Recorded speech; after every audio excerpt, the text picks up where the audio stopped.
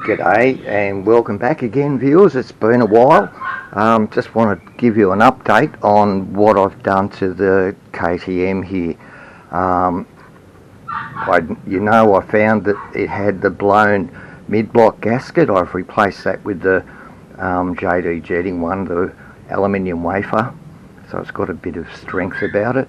I put a tacho on it so that I can set the idle speed, know exactly how the thing's ticking over.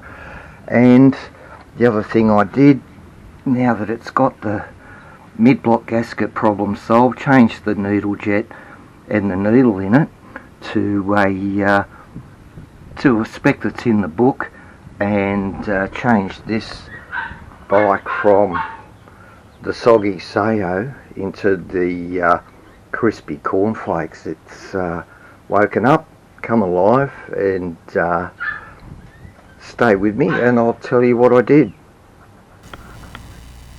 You have to fit the JD jetting mid-block kit. Without that, you're wasting your time. No jetting changes make any sense. I didn't buy the JD jetting kit. I didn't buy V-Force reeds. I didn't buy a DSP cylinder head. I didn't also buy a Kaihin carburetor, didn't need that. Along with that, I also didn't need Electron, it turns out.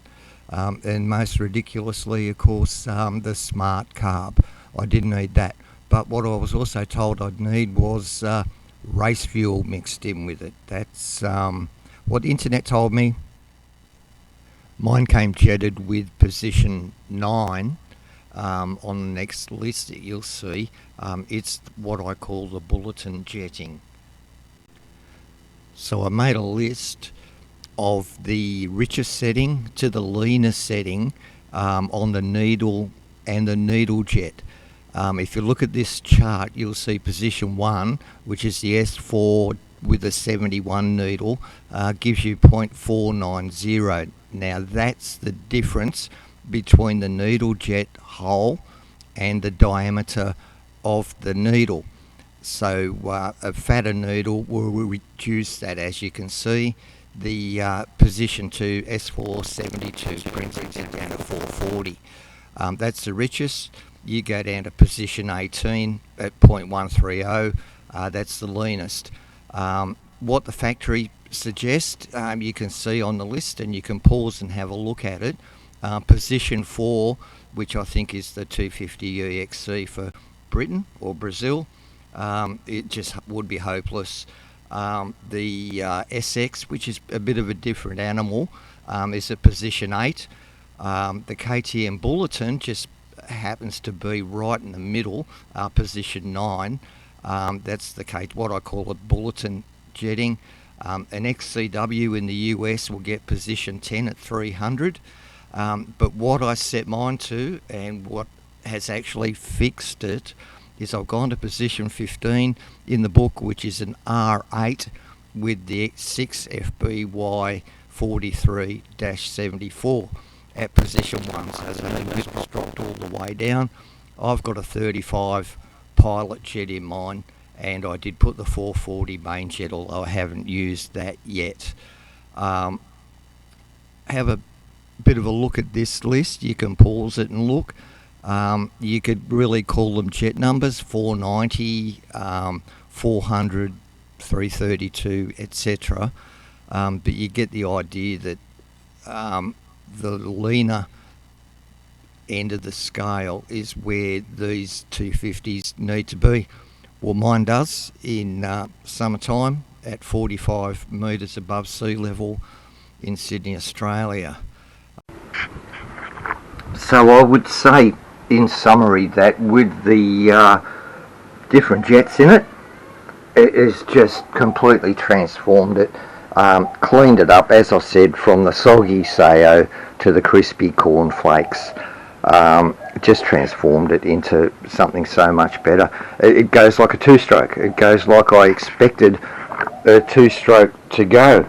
The first thing I noticed when I started it up is the idle speed had gone from 1400 and really struggling to stay there, to give it a blip once in a while, to 1700. So I fixed that up, and the added bonus, and the thing that surprised me, and I also learned in this whole little episode, is the pipe bang. Now that's something I've been pretty critical about, because it just embarrasses me. They sound like shit when they do that. They do that pulse, bang, bang, kang, kang, kang on the overrun. The reason they do that is not because they're lean, it's because they're rich. Who knew? Well, I do now. It's been fixed. It's so much better now. It is like a two-stroke. It rolls on through the throttle so much better. It climbs up onto power cleanly. I hope I haven't lost any of that bottom end luggability, but I don't think I will have. The next time I ride it will be out at Luddenham. I think I'm going to take it out there and give it a cane around at one of their night time things for a couple of hours. I'll probably get about 4 turns on it or something like that. Put a number 8 spark plug in it and cool it down a bit and just cane the arse off it and get it all cleaned out. I'm looking forward to that. I hope I've helped perhaps clear up some misinformation that's around on the internet about these. There's just a lot of bullshit marketing hype that annoys me in a way. With these things, I fixed mine with KTM parts, apart from that aluminium wafer mid jet block gasket, which you need. You can't adjust them. The needle jet and the pilot jet system just spill into each other, and you can't make sense of it. They're hopeless. It's just all piss and dribble from holes. There's no control over what's going on. That's an issue. But once you fix that, these Mikunis are just so much more fine-tunable than the Kaihin, than the Electron, and I don't know much about that smart carb, but what I do know is that this Mikuni, I've got the full range of needles from 71 to 76. I've got 3 needle jets. I've got the R8, the S1 and the S4. That gives me 18 different options for that particular stage in the jetting, and it's so important. It affects idle, bottom end, and that first up to really an 8th throttle, and that then transitions into a better response from the engine, because it's already up and running cleanly when it goes onto the needle stage, where before there was actually a step where it would go from blubbering richness to leanness, but the issue was you were further up the rev range, and the thing was really easy to burst into wheel spin when you didn't want it. It's just one of the things, and I thought that's how they are, but I've learned so much about it. I've come to like it even more, and I'm looking forward to getting out on it and spending a bit more time with it and enjoying it, because that's what it's all about. Click the like button, please, if you watched it and made it all the way through to the end. God bless you. Leave a comment, because I'm happy to talk to anybody about it, and the only thing is I just don't put up with bullshit too well, but that's what happens when you get old. Thanks for watching. Stay tuned, and there'll be another one soonish. Thank you. Goodbye.